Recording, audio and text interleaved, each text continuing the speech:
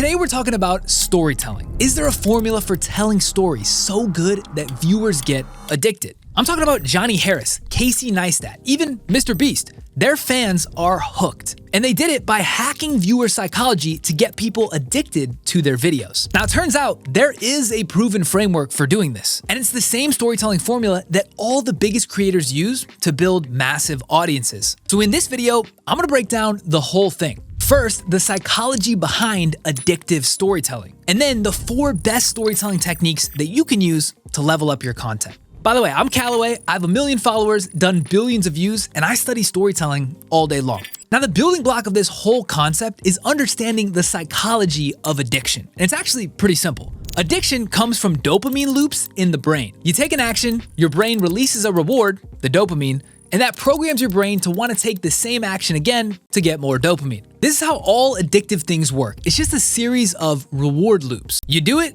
you like it, your brain makes you want to do it again. So if you want to make content that people get addicted to and build cult fans that keep coming back for more, you only have to figure out one thing. How do I tell stories that also consistently triggers that dopamine reward system? And that's exactly what I want to break down in this video. Now, the big question is, what actually triggers that dopamine release when you're watching a video? Well, it turns out the dopamine that gets released when you're watching something comes from 3 different factors: value, contrast, and relevance. Let me break this down. Value is what you're actually getting out of the video. Think of it like the purpose. So if it's a Mr. Beast video about surviving in an abandoned city, then the thing you're getting out of it is pure entertainment. But if it's one of my videos about how to grow on social media, then the thing you're getting out of it is something like a tactical step-by-step playbook, something more useful to help you solve a problem. Now, these 2 different purposes, usefulness and entertainment, make up the 2 sides of the value spectrum. So when you watch a video, you're either doing it because you're getting something useful, something entertaining, or something somewhere in the middle. Okay, so that's the value component, kind of like the overall purpose of why you're watching. But that isn't really what makes the video addicting. So the question is, what actually moves the needle? And what moves the needle is the magnitude of the value. The more value you get, the bigger the dot, regardless of where it falls on the spectrum, the more dopamine that gets released. And the more dopamine that gets released, the more addicting your videos become. So what you really want to do if you're trying to engineer addicting stories is to maximize the amount of value for the viewer. And that's where the other 2 factors come in: contrast and relevance. Now, contrast is the most important piece of this equation. It's the magnitude, the strength of the value. So what exactly is contrast? Contrast is the difference between your previously held expectation and the reality of what you actually hear in the story. So for example, if I make a video about New York City and all I show you is mostly yellow taxi cabs and dirty subways, well, that's pretty close to what you would have expected to see. And so the contrast between your expectation and the reality, it's pretty small. That means the value you got from the video, in this case, entertainment value, is also pretty small. But if I make a video about New York City and I show you footage of a crazy helicopter ride and then a mission to go spray paint the Statue of Liberty red, well, then that blows away your base expectations. That's a huge contrast and therefore way more value. Again, it's about the difference between expectation and reality. That difference is called contrast. Okay, now let's take a usefulness video type of example. If I make a video about how to grow a YouTube channel, but all I do is cover the generic points that are out there that you've heard before, well then when you hear my video, your expectations and the reality are gonna be very similar, and therefore you're not gonna get a lot of value from the video. But if I share 4 new tips that you have never heard before that you can tactically take and apply into your video, well then that reality severely exceeds your expectation. That's huge contrast and therefore huge value. So all you have to do to maximize value is to create a massive difference between what the viewer expects to see and what they actually see. And this is why so many people are addicted to Casey Neistat's videos. Not only are his New York missions different topically than the typical video you see, but his cinematography, the style, his personality, and the story are also significantly better than the average New York video. That's a ton of contrast, and that's why subconsciously you love watching his videos. Max contrast equals max value. Now, the third factor that influences strength of value is relevance. And where contrast is the size of the value, relevance is the precision. Imagine a dartboard. Contrast is the size of the dart, relevance is where it lands on the board. The closer to the bullseye for you as the viewer, the more relevant the video is. And the more relevant the video is to you, the more valuable it will be. So the point is, if you want the most amount of dopamine released to your viewer, and therefore the max addictiveness in your videos, you want the most amount of value targeted as precisely as possible at your ideal viewer. Contrast plus relevance equals max value. And this is the science of how dopamine is released in the brain when it comes to watching videos and hearing stories. Now, of course, that first part is a lot of theory. So as promised, I'm gonna walk through 4 more tactical tips that you can use in your storytelling to increase contrast and relevance. Now, the first storytelling tip to increase contrast is value compression. I sometimes call this speed to value. At the beginning of the video, you want to do 2 things. 1, make sure the viewer can opt in right away. And 2, expose them to the most dramatic contrast moment as soon as possible. This means in the first 3 to 5 seconds, you should say exactly what the video is about. Pull the context forward to the beginning. Pull the value forward to the beginning. If you take this video from Cleo Abram, for example, the title is "What Were Dinosaurs Really Like?" I want you to watch the first 5 seconds. That right there is the toe bone from a baby dinosaur. Literally in the first 5 seconds, she flashes a bunch of different pictures of dinosaurs and then grabs a dinosaur bone and holds it up herself. This is max value compression because she's bringing the distance between when you clicked and confirming you're gonna see some stuff about dinosaurs to like 3 seconds. And this helps you decide if the video is actually relevant to you so you can keep watching. Mr. Beast does the exact same thing in all of his videos. He always shows the grandest, wildest, most on-target reference to exactly what the video is about. And yes, this is the hook, but what he's really doing at a psychological level is sprinting to show you that your expectations were significantly below what his reality actually is. There's a reason why these people are so successful and have built cult fans of millions that are addicted to their videos. It's because they're optimizing for max value as soon as possible. If you can compress the speed to value significantly, it will help you massively because it brings forward that contrast moment. For Cleo, you don't expect her to be holding a dinosaur skeleton, and then boom, 2 seconds in, there she is holding the bone. That's rapid contrast and rapid value. It hooks you and makes you keep watching. Now, the other piece of this, the cousin to value compression, is value density. Just like Cleo brought the first sign of value up to the first 3 seconds, she also wants to maximize the amount of value per minute ongoing for the rest of the video. And this is called value density. How packed with entertainment or usefulness is this video?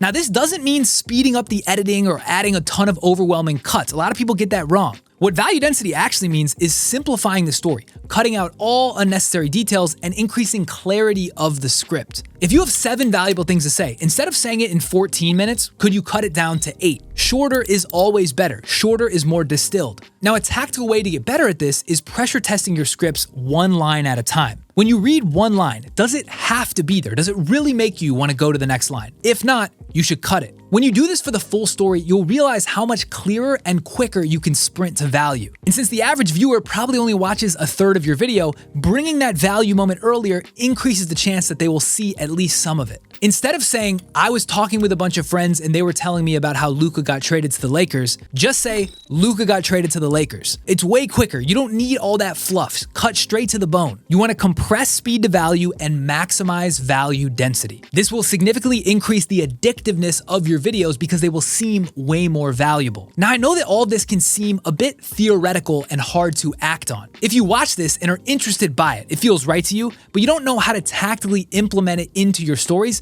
I totally get it. I actually built an AI storytelling assistant that can help you with this. All of these frameworks and formulas and psychology, it's all baked in automatically. So it reduces the time to write a short form script from 60 minutes down to 60 seconds. And as someone that makes content all day long, I cannot tell you how useful it is to save that time. It's called Sandcastles. If you want to try it out, sandcastles.ai, or I've got a free trial link in the description. All right, the next tip for making your storytelling more addicting is to prioritize format matching. If you think about what addiction really is, it's not trying something for the first time. It's going back to the same thing again and again and again and repeating that enjoyable experience. It's the repeat viewing that creates the long-term cult fans. So when you're trying to tell addicting stories, what you really want is for someone to get hooked the first time and then come back the second time and experience the same value. A great way for making this easier is format matching, and Casey Neistat is the best at this. When you see a Casey Neistat video, you have a certain expectation for what you expect you're gonna watch.